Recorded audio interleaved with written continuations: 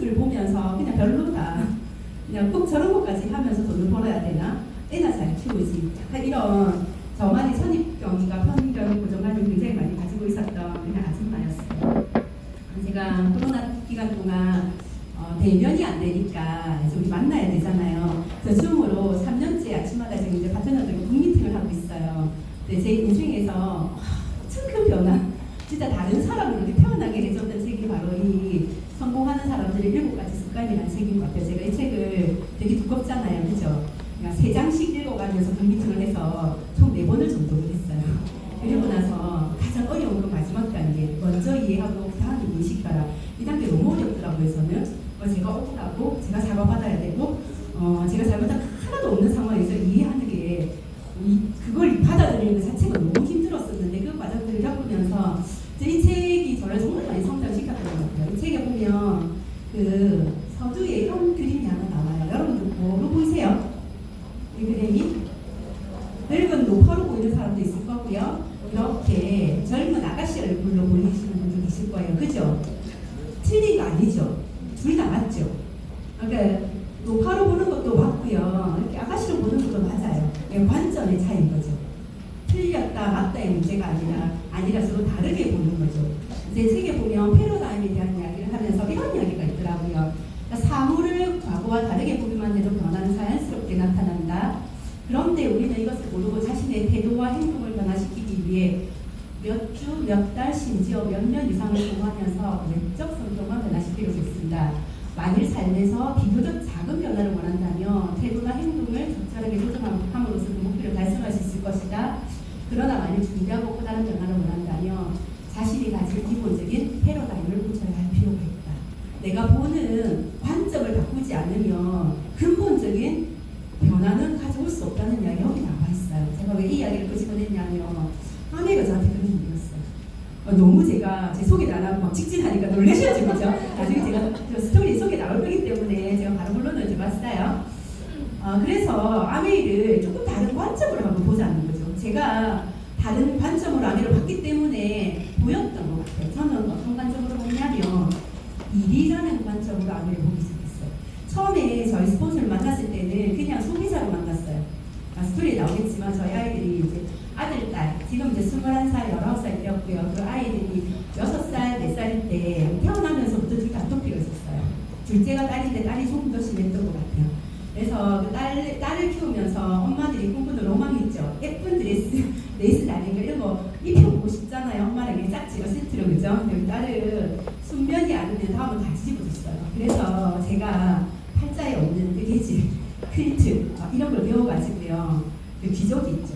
면 기저귀를 피부에 닿는 묻은 면에 공구르기를 해가지고 이렇게 대서 펴서라고 했어요. 그래서 겨울에는 실내복 세벌 껴입히면서 이렇게 키웠었거든요. 그러니까 아토피가 이렇게 성장을 하면서 완전 악성 비염으로 넘어갔을 즈음에 그래서 육아에 너무너무 지쳐있을 때 제가 저희 스폰서를 만나게 되었고 그때는 이제 마지막으로 제가 선택한 게 암이었던 것 같아요. 그 정도로 저는 고정관념이 되게 많이 있었어요. 그래서 모르는 사람을 통해서 아메 제품을 쓰기로 결정을 했었고 왜냐하면 부담받기 싫어서 그리고 그분의 스토리가 아이의 아토피였기 때문에 그냥 저렇게 심한 아토피가 좋아졌다면 한번 믿어보자. 왜냐하면 원래가 안 됐었기 때문에 그렇게 만났었던 것 같아요. 그래서 그냥 저는 소비자 이상의 다른 관점을 아메를 보지 않았었어요. 근데 저희 스폰서님이 저한테 그때 처음 만났을 때 저는 37살이었고 저희 스폰서님은 한 54살? 5살 그 정도 되셨던 것 같아요. 그때 저에게 사업을 시작한 지 10년이 됐다고 이야기했었고 파운드스 에메랄드라고 이야기했었던 것 같아요. 그리고 연봉이 한 1억 정도 된다고 이야기했었던 것 같아요. 전혀 관심이 없었어요. 그냥 제 눈에는 참 힘들어 보였었어요. 그 사람이 아메이가 되게 좀 힘들게 느꼈었던 것 같아요. 그래서 제가 저희 남편에게 이런 얘기를 한 적이 있었어요. 여보 이거 있잖아. 진주에서 그 나이 드신 분이 일주일에 한 번씩 우리 집에 와가지고 이 영양도 가르쳐주고 요리도 가르쳐주고 건강공부도 가르쳐주고 그래 참 그 사람이 가르쳐주는 정보 참 좋은 것 같아. 근데 하는 일이 너무 힘들어 보여. 나는 그거 못할 것 같아. 막 진주도 가고 서울도 가고 대구도 가고 울산도 갔다 하더라. 이런 이야기를 했어요. 근데 저희 남편이 뭐라 하냐면 그래서 그 사람이 얼마 번다는데 이렇게 물어보는 거예요. 몰라 10년 되면 한 1억 정도 번다 하던데 이렇게 제가 이야기했어요. 그래서 저희 남편이 1억 벌면 서울 출장도 가겠네. 이게 누가 내한테 1억 준다니? 다닐 거가. 그 말에 제가 관점이 바뀌기 시작한 거예요. 태어나서 이름을 모르고 한 번도 없었기 때문에 제가 마지막 직업이 간호사였거든요. 서울의 아산병원의 간호사로 제 마지막 직업이었는데 꽤 간호사 중에서 연봉이 높은 곳이에요. 근데 저희 동기들이 지금 20년째 거기서 근무를 하고 있거든요. 연봉 1억 되는 사람 아무도 없어요. 근데 그때 제가 이 관점 있잖아요. 일로서 아메를 다시 보게 된 거예요.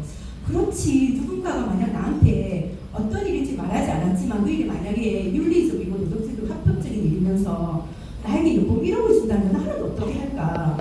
출장 가겠는 거예요. 일주일에 한 번씩 원래 출장 다니라면 나 집을 옮겨서라도 갈 것 같은 거예요. 이사를 해서라도.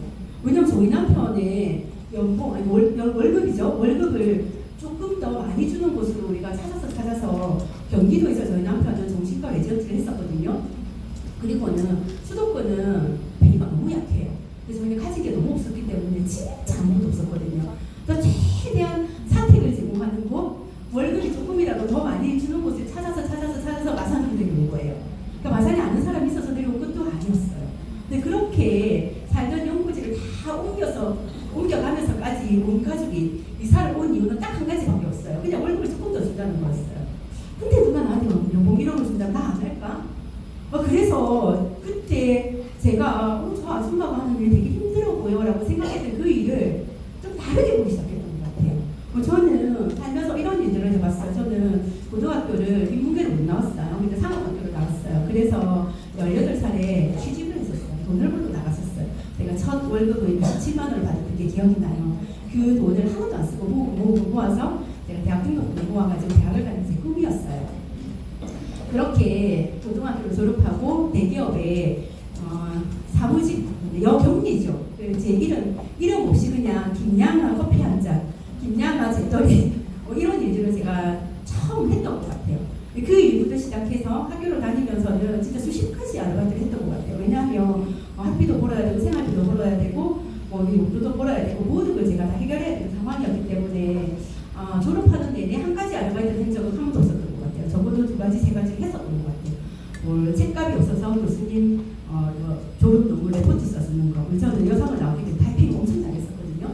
이런 걸 대신 해주면서 이렇게 비싼 원서 같은 교재를 교수님께 이렇게 얻어서 공부를 하기도 했었고, 수업을 마치면 기숙사에 들어가서 전화 교환, 기숙사로 걸려오는 전화를 이렇게 바꿔주면 이렇게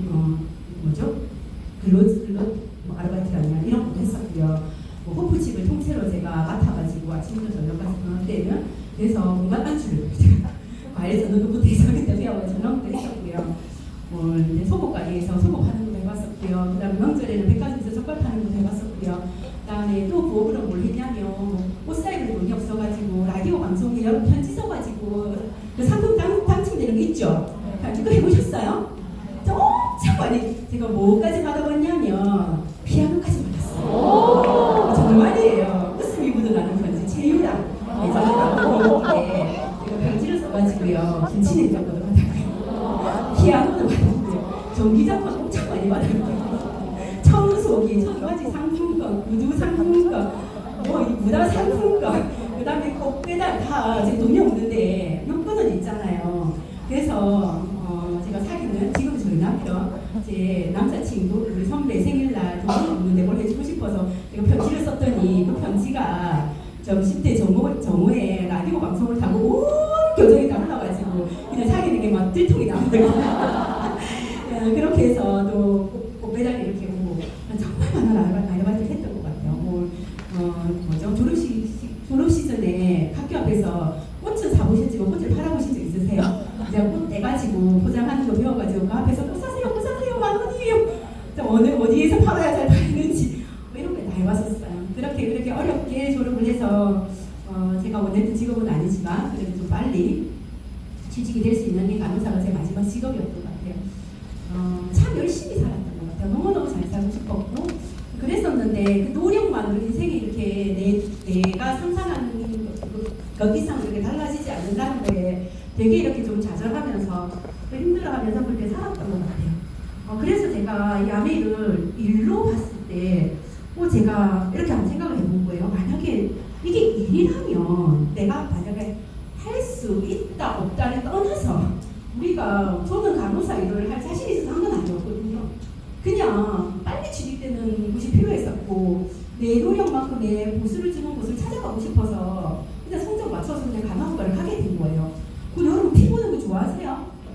그 시키는 거 오다가다 사는 거 좋아서 제일 싫어하거든요. 남이 시키는 거 하는 거 제일 싫어하는데 그냥 제가 할 수 있어서 한 게 아니라 어쩔 수 없이 한 거예요. 근데 그 안에서 정말 최선을 다했던 거예요.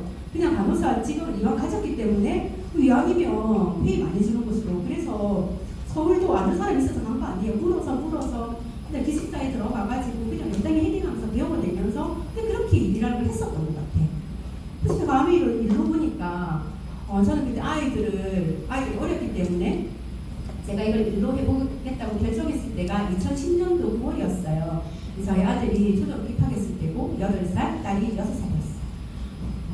우리 아이들은 손이 많이, 저희 특히 이제 큰 아들이 약간 사회성이 좀 많이 부족해요. 그래서 이제 학교 생활이나 이런 학원 생활을 하는데 되게 어려움이 많았어요. 그래서 그 아이가 손이 많이 갔기 때문에 저는 이제 아이를 돌보면서 할 수 있는 일. 근데 아미는 이 시간을 내가 쓸 수 있다는 게 너무 매력적이었어요. 시간을 연습했다는 거. 그리고 시작하기가 되게 쉬웠던 것 같아요. 그죠? 힘들면 돼요. 일단 못 해요. 너무 쉽잖아요. 간판도 안 걸어도 돼요. 그죠? 어떤 일을 하더라도 뭔가 전단지라도 이렇게 돈을 들여서 만들어서 뿌려야 되는데 그 돈조차 들어가지 않았었고, 물론 이제 소비자가 아니신 분들은 처음에 브랜드 체인지 할 때 괜히 아미 알아들어서 안 써도 되는 돈을 막 쓰는 것 같은 느낌이 들 수는 있어요. 근데 저는 완전 매니아 소비자였기 때문에 사업을 하겠다고 결정했을 때는 그런 비용도 들지 않았었던 것 같아요. 초기 자본금이 들지 않는다는 게 너무 매력적이었고요.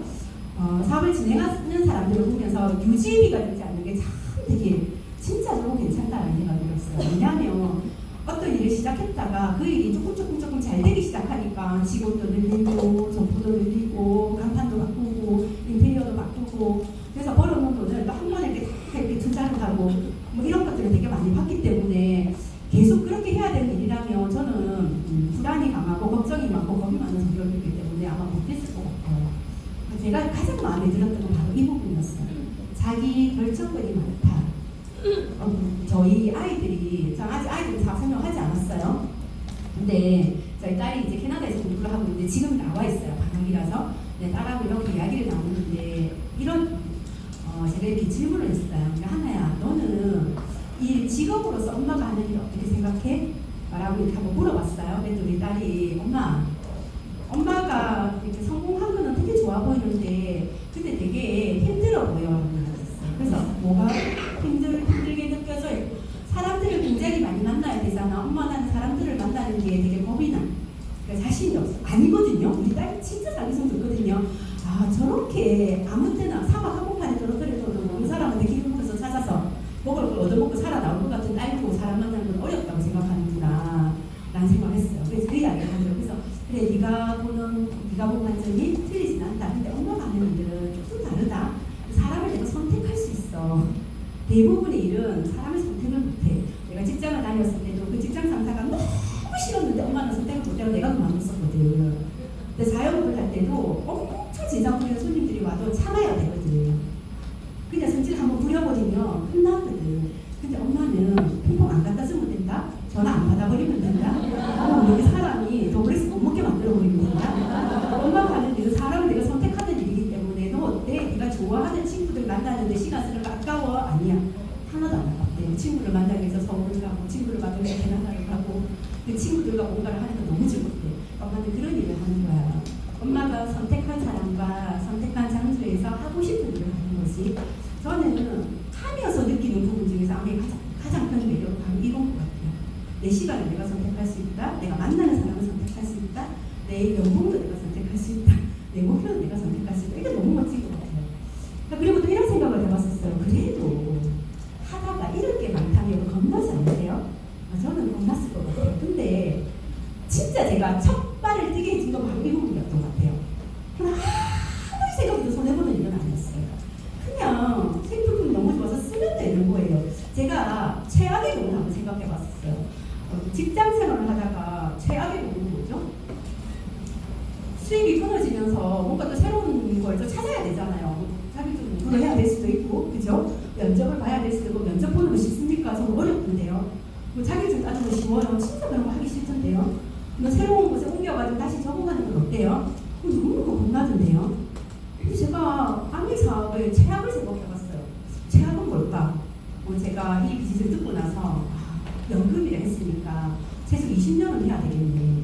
20년 해야 연금 나온다는 상식적으로 제가 그렇게 생각하고 있었기 때문에 그럼 20년 동안 슈퍼를 바꿔 쓰고 아미 제품 줘서 쓰고 있으면서 누군가 이제 알리겠죠. 그래서 우리 수도 한번 먹어봐봐. 간이도 우리 좀 들고 와봐봐. 라고 이야기를 하겠죠. 일이니까 20년 동안 그냥 출근퇴근 하듯이 그러면 최악의 경우는 그냥 내 혼자 쓰는 거 아니에요? 네. 안 그런가요? 최악의 경우에 내내 우리 소비자가 아무도 없는 거잖아요. 나밖에 없는 거잖아요. 그럼 최악이 그냥 원점인 거예요. 아무것도 하지 않고 있는 지금 이 모습인 거예요. 그래서 저는 사실은 믿을 수 있었던 것 같아요. 해보다가 최악의 경우도 정말 잃는 게 아무것도 없구나. 뭐라도 배우니까 뭐 경험이라도 남겠지.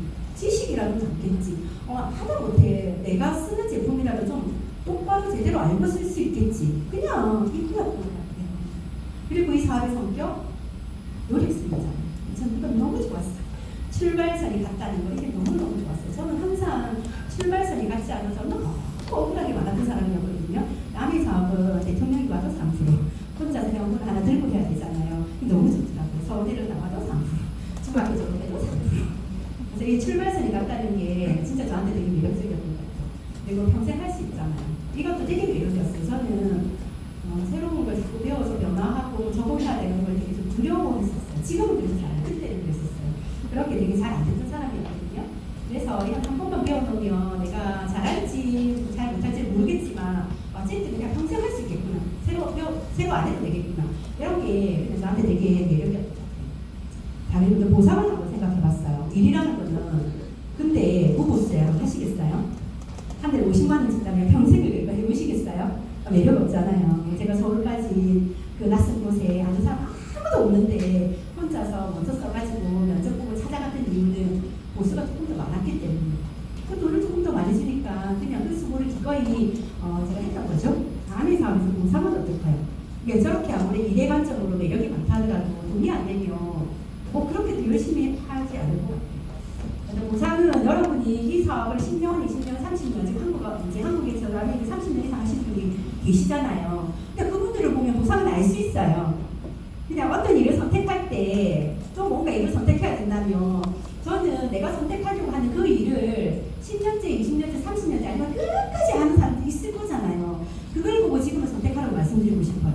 왜냐면 새로운 걸 계속 선택하고 새로운 뭔가를 하는 게 그렇게 쉽지 않기 때문에 나이가 들어가면서 뭔가를 자꾸 내가 리스크를 감당하고 또 새로운 게 도전하는 게 그렇게 만만한 일은 아니더라고요. 그래서 제대로 된 선택을 출발하는 게 되게 중요하다고 생각하거든요. 근데 저는 이걸 봤던 것 같아요. 제가 첫 출발선에 섰을 때 아미는 하나도 모르지 않았었어요. 어떻게 해야 되는지도 몰랐고 내가 잘할 수 있을 거라는 생각도 진짜 한 1%도 없었어요. 근데 단지 희망은 뭐였냐면 뭔지 모르겠지만 어떻게 하는지 모르겠지만 여기 나와서 성공한 사람들 이야기를 들어보니까 저 사람 10년을 했네, 저 사람 20년을 했네, 저 사람은 25년째 아메리카만 하고 있네, 저 사람은 자식과 같이 하고 있네, 저 사람은 형제와 같이 하고 있네, 저는 부모님과 같이 하고 있네. 도대체 세상에 어떤 일이 무슨 일인지 모르겠지만 온 가족이 저렇게 같이 할 수 있는 일이라면 내가 보지 못하는 뭔가가 있지 않을까? 그리고 성공한 사람들을 봤을 때는 정말 탐이 났었어요. 나도 저렇게 살고 싶다. 나도 우리 아이들과 저런 여행을 다니고 싶다. 나도 우리 애들에게 저런 엄마가 되고 싶다. 나도 내 인생에서 저렇게 멋지고 당당한 사람이 되고 싶다. 그건 정말 탐이 났었어요. 또 최악의 경우는 나 혼자 생필품 쓰면 되는 거고 아무것도 달라지지 않아요. 하지만 실수를 될 수도 있잖아요. 능력이 아니라니까. 잘하는 사람이 파트너가 운이적으로 나타날 수도 있다 하니까 뭐 시스템이라 하니까 그냥 믿어보는 거죠. 그러면 월 1000만 이상 버는 사람 여기서 꽤 많더라고요. 내가 일할 수 없는 상황이 되더라도 지속적으로 수입이 나온다는 거 이거 너무너무 매력 있었고요. 평생 내가 현역으로서 내 기본으로 돈을 벌 수 있는 이런 일이요. 그냥 보상을 이런 보상을 주는 게 아메이가 아니라 만약에 세상에 이런 일이 있다면 월 1000만 이상을 드릴게요. 죽을 때까지 돈을 드릴게요. 60까지 일하고 그 다음부터 일 은퇴하더라도 당신이 마지막에 받았던 그 월급을 죽을 때까지 넣어줄게요. 그죠? 그리고 죽고 나면 그 월급을 당신 자녀들에게 내가 상속시켜줄게요. 그리고 1년에 한 번은 멋진 회사로 보상시켜드릴 거예요. 전세계 태워서 온 가족에게 여행을 보내드릴 거예요. 뭐 이런 일이 진짜 세상에 있다면 하실 거예요? 아니 그냥 죽을 때까지 지금까지 200만 원 준다는 그 공무원도 몇 년씩 그죠? 고시원에 들어가가지고 삼각김밥 먹어가면서 하잖아요. 나 일할 수 없을 때 나오는 그 지속적으로 나오는 그 수입 때문에 그렇게 엄청난 시간과 노력을 투자를 하잖아요. 근데 세상에 이런 일이 있다면 도전 안 하실 거예요? 근데 제가 일의 관점으로 봤을 때 아메리카 이런 일이었어요. 그래서 제가 이런 생각했어요. 쉽겠다 어렵겠다 이거 배부른 소리다. 내적성에 맞다 내가 지금 할 수 있는 상황이다 아니다 이거 택도 없는 소리다. 만약에 진짜 이런 일이 있으면 딱 3년만 여보 내가 나라를 도와줄게. 우리 가족을 내가 도와줄게. 당신은 퇴 내가 책임질게. 3년 동안 나 없다고 생각해. 나 머리 밀고 산에 들어가서 모시는 하고 올 거야. 이 정도로 도전해보고 싶지 않으세요? 저는 그랬을 것 같아요. 저는 항상 학원한테 연애할 때도 그 이야기를 했었어요. 선배 만약에 3년 동안 움직여지면 그 다음에 죽을 때까지 먹고 사는 게 해결해준다면 선배 움직이질 거야? 못 미쳤나? 이렇게 이야기했어요. 그럼 그 움직이 내가 줄게. 제가 이랬어요. 난 아무렇지도 않아. 3년 동치기져가지고 평생 먹고 살 수 있다면 그 동치기 내가 줄게. 난 그보다 더한 일을 할 수 있어. 늘 그랬었어요. 그렇게 뭔가 진짜 늘 찾았던 것 같아요. 잘 살고 싶었던 것 같아요. 근데 제가 아메이라는 타이틀을 딱 떼고 그냥 일로 보니까 이 일의 보상을 보니까 이런 보상이 보였어요. 그래서 제가 이렇게 생각했어요. 만약에 아메리카 아니라 다른 일을 하면 이런 보상을 주는 일이 과연 있다 한들 나에게 기회가 올까? 나 같은 사람이 할 수 있을까? 진짜 다른 일을 통해서 내가 이런 보상을 받을 수 있을까? 라는 생각을 하게 되었어요. 그래서 제가 일을 해보기로 결정하는 거예요. 하다 안 되면 원점이겠지. 근데 잘 되면 운이 좋으면 재수가 좋으면 이렇게 될 수도 있겠지. 라는 그 희망 하나를 품고 제가 출발해보기로 결정을 했었어요. 그게 2010년 9월달이었어요. 시간이 얼마가 걸릴지도 몰랐고 얼마나 어려운지도 몰랐어요. 하지만 만약 진짜 저런 일이 나면 내 평생을 걸고 도전해봐도 괜찮지 않을까, 아깝지 않을 거라는 생각을 하게 된 것 같아요. 자, 회사를 가볼게요. 근데 나쁘면 안 되잖아요. 윤리적이면 안 되잖아요. 그죠? 윤리적이지 않으면 안 되잖아요. 도덕적이어야 되잖아요. 양심에 어리낌이 없어야 되잖아요. 근데 사실 저는 회사 공부하기 전에 알았어요. 이런 강의장이 나와서 60년대 때요. 한국에서도 30년대요. 물론 그때는 50년, 20년이라고 얘기했었어요. 그리고 전 세계 60개국이 넘는 나라에 들어서 한 나라도 철수하지 않았대요. 온 나라에서 가족 사업으로 이 일을 하고 있대요. 그냥 저는 그 스토리에서 그냥 내가 모르는 것일 수도 있겠구나. 어떤 기업이 정말 윤리적이지 않고 양심적이지 않고 도덕적이지 않은 일이 가능합니까? 전 세계에 못 보는 사람은 어떻게 속이죠? 손바닥을 어떻게 하늘을 가리죠?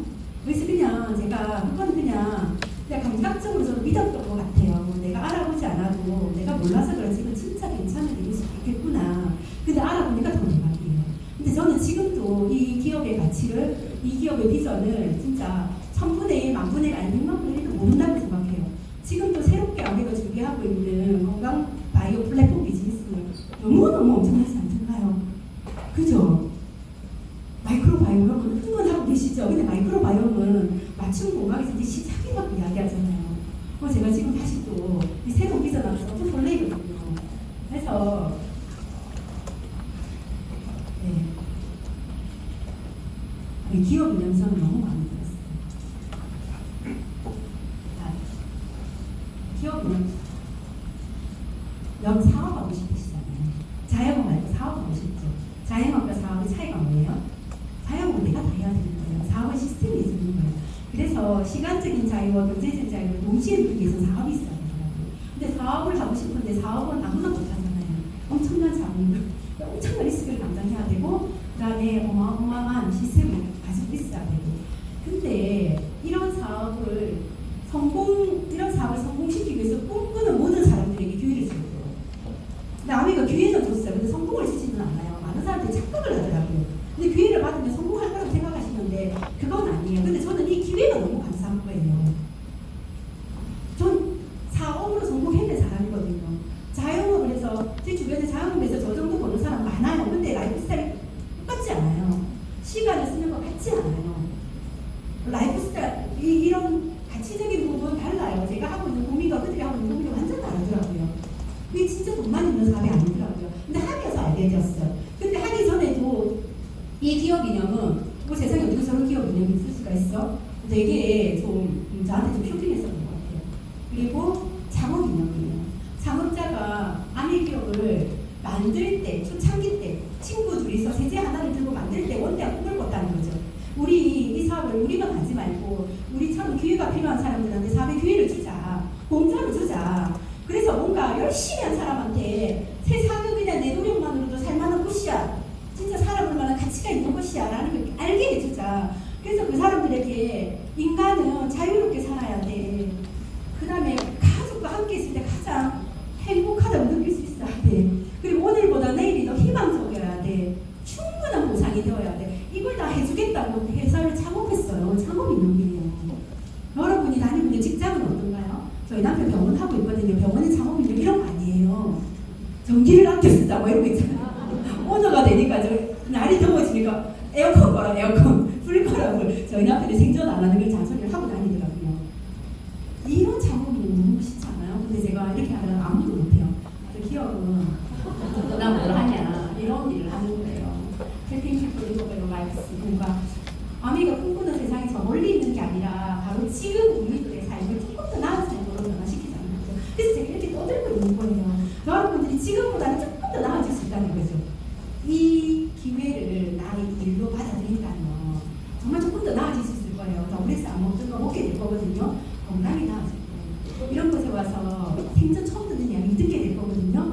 내가 생각하는 내가 평소에 보던 관점이나 사고가 달라질 거예요. 그리고 내가 만나는 사람들이 바뀌게 될 거고요. 그 다음에 계속 자전거가 다 타고 있으니까 나만 안 타는 거 같잖아요. 어제도 제가 1시간 스피닝하고 왔는데 내가 안 건강해지고 싶은데도 안 건강해질 수가 없어요. 이게 아이템이기 때문에. 어쨌든 나아지고 있어요. 맞아요.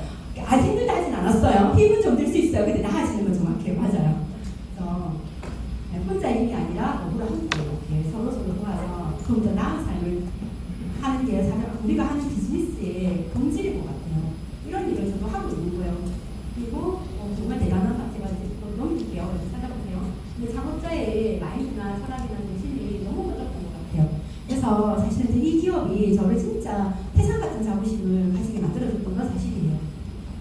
그리고 ESG, 진짜 ESG. 말하지 않을 때도 ESG였잖아요. 약간 이런 의심이라 해야 되나요? 이런 신념 가지고 계셨던 분들은 아메리를 좀 빨리 알아냈을 것 같아요. 저는 대본 보고 진짜 깜짝 놀랐거든요. 뭐 다른 사람들은 있는 거 아까우니까 다 쓰고 제 돈이 많아서 아니에요. 알고 나니까 저거 남한테 주는 것도 위안해서 못 주겠더라고요. 경비실도 못 갖다 주겠더라고요. 그 진짜 집에 쓰는 묻은 세제 락스까지 다 저는 축상을 시켰어요. 그리고 그냥 한 번에 아메 제품 레드 세제를 다 했어요. 돈이 많았어요. 그냥 이 철학이 너무 좋았던 것 같아요. 우리가 그 아메리 창업자의 책을 보면 지구 문장이라는 게 나오잖아요. 지구를 살리기 위해서 엄청난 일을 해야 되는 건 아니에요. 뭐 대단한 기금을 내고 대단한 캠페인이나 뭐 활동을 하는 게 아니라 내 집에서 쓰는 세제 하나 바꿔 쓰는 게 지구를 살리는 길이라고. 그냥 내가 분리수거 하나 제대로 해내는 거. 이런 작은 실천들이 모여야 진짜 지구가 간다고. 그래서 우리는 그런 제품을 만들겠다고 이야기했고 한 60년 동안, 율트라피는 60년 동안 사실은 누가 지켜보든 지켜보지 않든 상을 주든 안 주든 상관없이 그게 그냥 이 기업의 존재 이유였고 출발선이었어요. 근데 이제 세상이 바뀌어가지고 이제 이 ESG를 대단하게 이루어지고 있잖아요. 이제는 투자 시장에서도 ESG죠.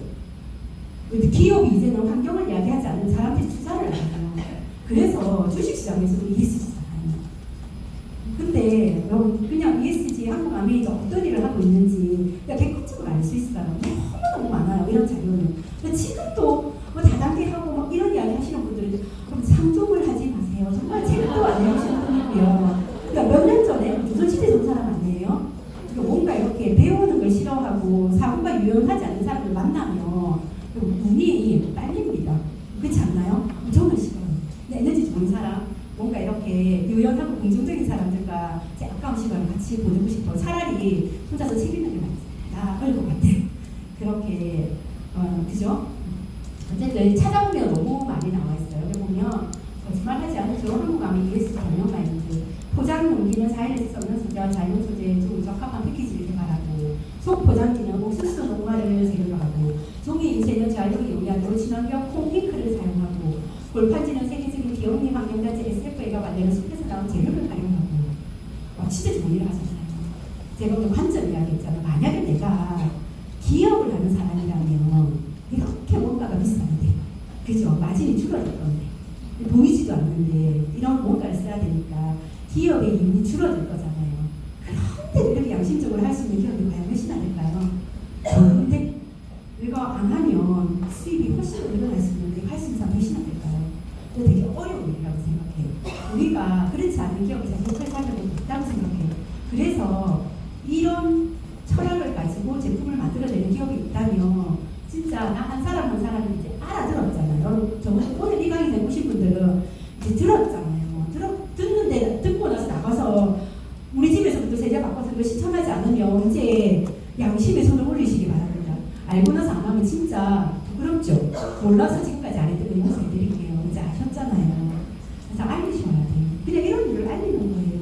근데 지구를 위해서, 너희 가족을 위해서 네 아이가 쓸 거니까 제발 싼 거 모르지 않고 안전한 거 골랐어야 돼. 라는 이야기를 그냥 12년째 제가 하고 있는 거예요. 우리 아이가 학교 정말 좋아졌거든요. 그래서 아메이는 이런 기업을 이런 걸 실천하고 있는 기업입니다. 그래서 오늘 자료들이 너무 많아요. 아까 ESG 영상인데 제가 좀 넘겼어요. 그래서 제가 기업을 생각하면 저는 이런 생각을 해요. 진짜 이런 단어가 떠올라요. 여러분 아메이는 어떤 단어가 떠올라요? 그 아메이는 아줌마, 거머리, 지긋지긋, 사재기 뭐 이런 단어 아직도 떠오르십니까? 저도 예전에는 그런 생각으로 꽉 차 있었어요. 아메이에 대한 99%가 도둑놈, 사기꾼 이런 생각으로 꽉 차 있었던 한 사람이었어요. 괜찮아요. 충분히 이해할 수 있어요. 근데 제가 알고 나서 지금 저한테 아메이는 진짜 전 세계에서 약속이라는 걸 이렇게 지켜야 되는구나. 약속이라는 단어는 이렇게 쓰는 거구나. 제가 알게 된 기억이거든요. 정말 정직, 신뢰, 개인, 그리고 개인 가치 존중. 이거는 아메이에 그 6가지 가치로 들어가 있거든요. 이 개인 가치 존중을 회사가 실천하고 있기 때문에 우리에게 사실은 시험도 치지 않고 면접도 보지 않고 이 엄청난 사업을 그냥 있잖아요. 사람이라는 누구나 다 할 수 있어요. 19살만 넘으면 다리가 있든 없든 학력이 높든 없든 뭐 집이 뭐 월세든 전세든 작아든 상관없이 진짜 이 짓은 누구나 할 수 있어요. 그래서 하다가 그만둔 사람이 그렇게 많다고 생각하지 않으세요? 생각했어요. 이렇게 대단한 일을 처음부터 시험도 치고 그죠? 커트라인에서 좀 걸러내고 또 면접 봐가지고 그 다음에 평판 안 좋은 사람 좀 거르고 그 사람들이 출발했으면 하다가 그만두는 사람이 그렇게 많을까요? 근데 우리 주변에 아메이하다 그만둔 사람 너무 많잖아요. 왜 그럴 거라고 생각하세요? 이 개인 가치 존중 모두에게 기회를 줬기 때문에 회원가입하면서 제품 하나 쓰고 아메이가 사업한다고 떠들고 다니는 사람에게 아무 제재도 하지 않았기 때문에 그래서 문턱이 낮았기 때문에 저는 그만두는 사람이 되게 많고 상대적으로 성공 확률이 낮은 것처럼 보인다고 생각해요. 근데 그런 일이 절대 아니에요. 그래서 제대로 알아듣는 사람이 제대로 성공하는 일인 것 같아요. 그래서 저는 이 그림 진짜 제가 생각했던 아메이는 바로 이거였어요. 본질, 현상과 본질. 이 그림이 예술로 보입니까? 외설로 보입니까? 처음에 제 그 서울대 나온 그 간호사 동료가 예전에 싸이월드에 이 그림을 탁 올려놓은 거예요. 어머 미쳤네 감탄세요. 세상에 공개적으로 저는 무시라 이런 생각 했었단 말이에요. 내 밑에 그림에 대한 설명이 적혀 있었어요. 제가 눈물이 나더라고요. 근데 제가 이 그림의 의미를 모를 때 저한테 아메이는 어머 미쳤는 감탄 이런 얘기였어요. 외설이었어요. 그래서 근데 이분이 독립투사였죠. 나라의 독립을 위해서 싸우다가 형벌을 받게 돼요. 굶어 죽는 형벌을 받게 되는 거예요. 그래서 음식물 투입 금지, 물도 못 먹고 음식도 못 먹고. 그래서 이제 마지막 임종, 죽기 직전에 마지막 임종을 보러 온 딸이에요. 나라를 위해서 싸우다가 이렇게 죽어가는 아버지를 위해서 얼마 전에 해산한 딸이 아버지에게 주는 마지막 식사예요. 어때요? 눈물 나죠. 그래서 현상만 보면 어머 수박해라 할 수 있지만 이 본질을 보면 진짜 그 어떤 그림보다도 사실 가치 있는 그림이죠. 저한테 아메이가 이런 일인 것 같아요. 제가 현상만 봤을 때 아메이가 이랬었어요. 외선처럼 보였어요. 근데 이 본질을 보고 나니까 제가 이런 생각이 들더라고요. 아메이가 들기에는 사실 우리 같은 사람 필요가 없어요. 세계 최고의 브랜드를 가지고 있고 세계 최고의 연구시설을 가지고 있고 전 세계에서 누구도 흉내낼 수 없는 그런 농장을 구현하고 있는 기업이에요. 이런 기업이 그냥 보통의 대기업처럼 제품을 유통시켜버린다면 어떤 일이 일어날까요? 더브레스가 적어도 지금보다 5배에서 8배는 더 비싸질 거예요. 전통적인 유통 과정을 이렇게 거치면 유통 마진이 붙고 광고 마진이 더 많이 붙어버리기 때문에 그러면 좀 돈 없는 사람들은 이렇게 좋은 제품을 먹을 기회가 없어지는 거예요.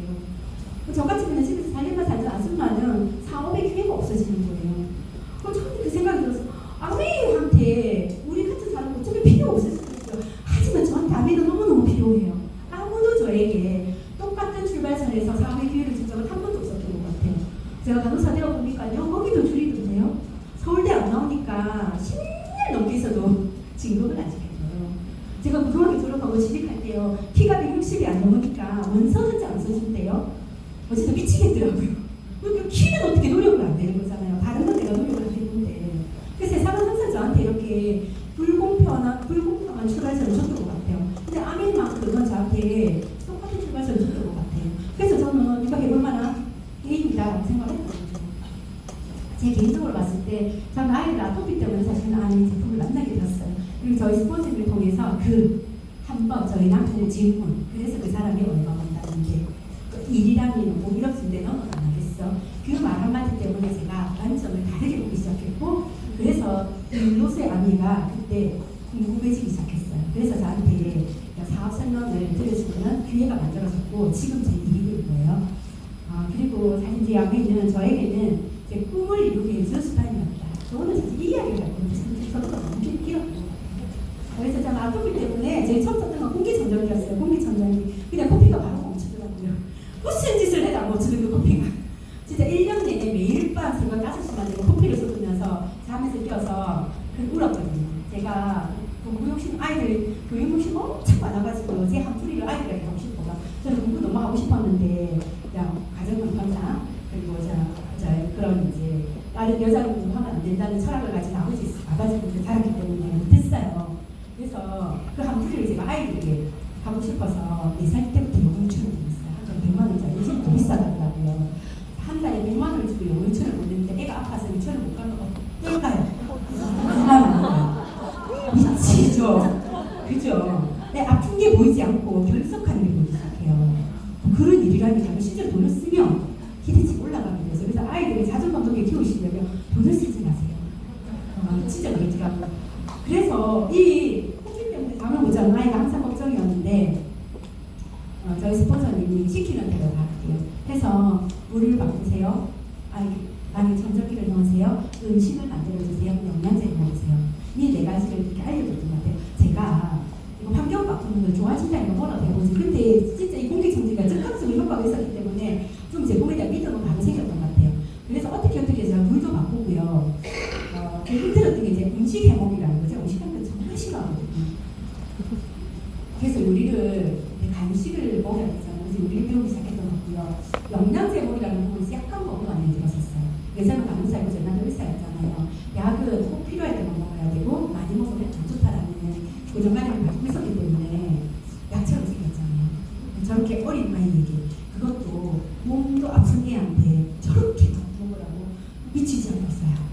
그래서 제가 도저히 못 먹겠는 거예요. 아무리 약이 아니고 음식이라고 설명해줘도 믿어지지가 않는 거예요. 거짓말 하지 마라. 양념새가 나잖아요. 먹으면 정말 안 되잖아요. 제가 저번에 먹었을 때 속이 되게 이렇게 좀 불편했었거든요. 시시하고. 그래서 저에게 이 책을 보내주셨던 것 같아요. 뉴트리한테 스토리. 이 책이 제목 제 인생을 바꿔서 좀 읽었어요. 뉴트리한테 스토리 읽고 무심코 없어요? 우리 남편이 도대체 어느 대국에서 그러냐고 그렇게 많이 물어봤는데 눈물이 안 나요. 내가 칼렌보그라고 생각해봐봐요. 저는 제가 칼렌보그가 돼서 이 책을 읽었거든요. 어떻게 인간이 옳은 생각은 할 수 있지만 자기 그죠? 이게 목구멍이 포도청인데 그 옳은 생각을 신념을 가지고 이렇게 밀어붙일 수 있냐고요. 항복해야죠. 잘못했다 해야죠. 다시는 안 할게 하고 그냥 내가 능력 칠게 비료 뿌릴게 돈 만들게 해줘라고 해야 될 것 같지 않나요? 근데 이 사람은 평생을 가난하게 살면서 몇 번의 이혼을 당하면서도 사람이 먹어야 되기 때문에 땅부터 씨앗부터 내가 다 관리해야 된다. 이 철학을 지금 철학이 90년을 못 이어졌잖아요. 지구상에 진짜 이런 일이 있다고? 그래서 눈물이 나더라고요. 한 사람의 옳은 신념이랑 이런 거구나. 신념이 역사가 되면 엄청나게 많은 사람들을 살릴 수도 있구나. 전 잘 몰라요. 제가 종교가 있는 사람도 아니에요. 근데 이 책을 읽으면서 약간 그런 생각이 들어서 눈물이 소름이 돋으면서 눈물이 그냥 나도 모르게 눈물이 그러더라고요. 그래서 제가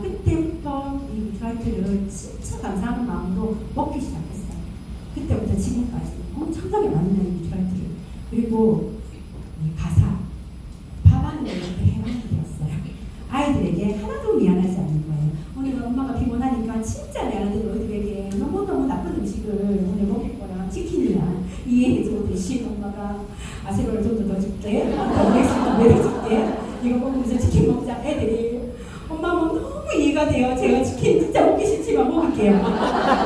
괜찮지 않나요?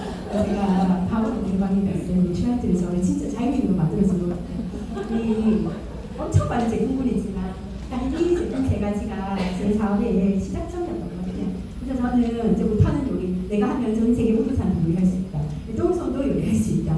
해서 집에서 아토피는 엄마들, 아이들 간식 때문에 걱정하는 엄마들을 집에서 모아놓고 이렇게 무료로 건강정보와 요리하는 방법을 알려주면서 비즈니스가 진행이 됐던 것 같아요. 그 다음에 사업 설명에서 충격적이었던 부분은 바로 이거였어요. 괜찮은 줄 알았어요. 저는 의사잖아요. 내 친구들이 제가 제일 괜찮은 줄 알았어요. 여기 강의장에 보면 제일 많이 따이는 사람 누군지 아시죠? 직업군 중에. 의사죠. 진짜 부끄럽더라고요. 내가 의사도 아닌데 저렇게 많이 까나 싶을 정도로 진짜 되게 어렵거든요. 진짜 어렵거든요. 내가 안 배워봤으면 자식들한테 데려가지 마세요. 저는 지금 시켜준다 해도 할 자신 없어요. 여러분 의대에 입학시켜주면 전문의 딸 자신 있으세요? 한 10년, 15년 정도 돼가지고 모르겠는데 여기 아무도 없을 거예요. 지금 이 강의자에 계시는 분들 한 번도 못 잘 거라고 생각해요. 사실은 저는 저희 남편을 보면서 그 생각을 했어요. 길이 저거밖에 없다고 생각하니까 다른 삶을 보지 못했으니까 참 엄청난 일을 돌아갈 수 없으니까 약간 그런 느낌 있죠. 애를 낳았는데 다시 집어넣을 수가 없어요. 어떻게 할 수 없어도 계속 울면서 키워야 되는 그렇게 해서 정리가 돼요. 그런데 너무 수입이 돼요. 그 사람이 일 못하면 우리 집에 수입이 끊어진대요. 내가 대신 일 못한대요. 그게 너무 무서웠어요. 그리고 저희도 가족력이 심장마비거든요. 저희 시댁에 남자들 가족력이 심장마비거든요. 나 어떻게 해요? 내 남편 모르겠다. 나 어떻게 해야 된다. 그래서 아베 사업이 자산소득이 된다는 이 말에 귀가 번쩍 뜨였던 것 같아요. 다른 일을 통해서 300만 원 벌 수 있는데 마음에 아니더라도 할라치면 하지 뭐 자신 있었거든요. 근데 내가 할 수 있는 일 중에 자산이 되는 일은 없었어요. 아무리 찾아도 없었어요. 그래서 진짜 그 신랑한테 희망이 있잖아요. 내가 될지 안 될지도 모르고 잘할 수 있을지도 없을지도 모르는 이 일을 해보기로 제가 결정을 했던 거예요. 이거였어요. 자산소득. 내가 하는 이 일이 내가 나중에 일을 할 수 없는 상황이 되었을 때 나이가 다 들었을 때도 지속적으로 내 인생을 지켜주는 자산소득이 되어 있을 거고 그리고 내가 죽고 났을 때 우리 아이들에게 이 자산이 산속된다는 그 한마디에 어쩌면 내가 낳았잖아요. 우리 아들이 잘못한 거 하나도 없죠. 아이가 태어나보니까 나가는 엄마를 만났고 제가 임신했을 때 제가 제 관리를 못해가지고 불안한 상황 속에서 눈을 맨날 이렇게 울면서 서울을 보냈었고 그래서 이 자신이 굉장히 떨어진 아이를 낳게 되었고 그 아이는 제가 책임져야 되는 거고 근데 늘 제가 약간 제 의식을 가지고 이렇게 아이를 키웠던 것 같아요. 근데 아이를 만나면서 이 아이의 미래까지 준비할 수 있는 일이라면 저렇게 어린 아이도 세상 밖으로 내가 내보내기 위해서 이렇게 외집을 하는데 차라리 내가 하자. 내가 지금 뒤에 숨어서 나 자신 없어요. 나 시간 없어요. 난 그런 거 못해요. 나는 사람 못 만나요. 이런 핑계 대고 있으면 안 되겠다라는 생각을 하게 되었어요. 그래서 참 지금 생각해도 제가 그때 이 결정을 너무 잘했다고 칭찬해주고 싶어요. 오래 살잖아요. 오래. 이번 진짜 말 안 할게요. 너무 많이 들었죠. 근데 진짜 괜찮으세요? 정말 괜찮으세요? 그래서 뭐 70까지는 자기 관리 잘해서 일한다 쳐도 70 넘으신 분들은 자기 관리 잘하고 건강하고 젊으신 분 되게 많더라고. 근데 일이 없잖아요. 30만 원, 50만 원 이상 주는 일자리가 없던데요. 근데 우리 엄마도 30만 원 받는 일 해가지고 그건 부족하던데요.